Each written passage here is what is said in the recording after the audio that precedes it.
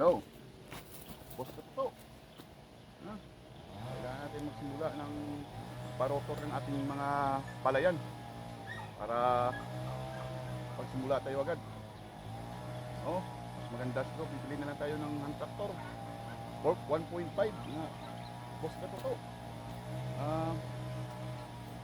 Papadala mo lang sa aking Gcash para bibili ko ng tractor katuto. Sige boss. Saan ko yan ha? Papadala mo lang sa Gcash ha. Okay. Bibili ko agad ng hand tractor para makapagsimula ako ng paparotor at para makapag-tanim na tayo sa ating ilang hektaryang palayan. Sige, boss katuto. Pumasok na yung padala ni boss katuto sa ating Gcash. Sasabong tayo.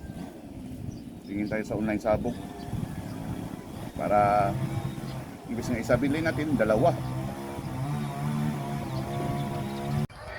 Yan na, sisimula ng online sabong.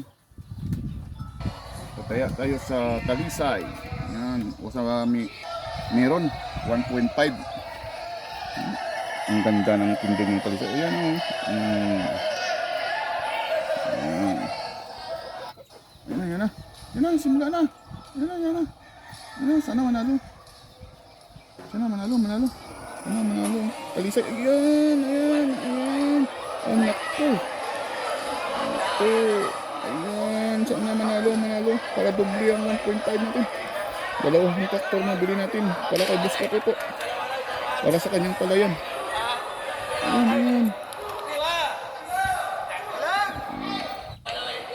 Ayan, kirayo na. Wala ng Talisay. Nako. Talo tayo. Panalo yung biya. Wala na yung 1.5 ng Katuto. Nako, patay yung tractor.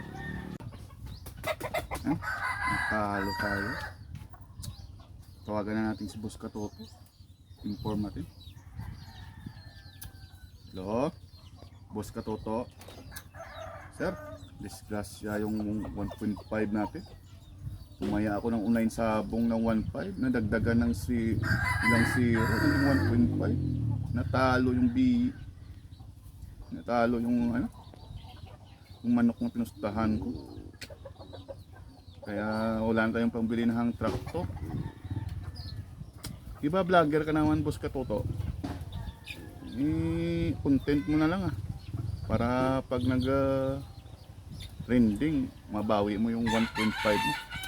Ako na lang bahala sa palayan. Gagawin ko na lang yung kaya ko para makapagtanim tayo ngayong cropping. Sige, Katuto, inform lang kita pag nakapagpatanim na ako at nakapag-ani na tayo. Sige, i-content mo na lang sa vlog mo. Sige, salamat. Gawa natin paraan para makapagtanim si Katuto.